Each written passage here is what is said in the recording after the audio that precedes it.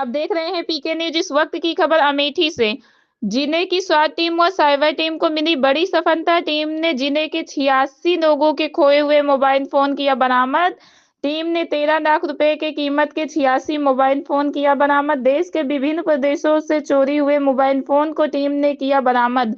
खोए हुए mobile phone को पुनः प्राप्त होने पर मालिकों के चेहरे पर दिखी खुशी।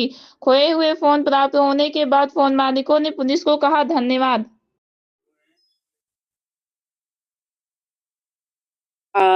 सर्विलांस टीम और स्वॉट टीम द्वारा जो खोए हुए मोबाइल फ़ोन हैं, उनकी संख्या लगभग 86 बरामद की गई है। जो मोबाइल स्वामी हैं उनको आज इनका बाज़ार का मूल्य लगभग 13 लाख रुपए का है और ये कार्रवाई जो है वो स्वॉट टीम और सर्विलांस टीम द्वारा की गई है। अलग-अलग जगहों से बरामद किए गए।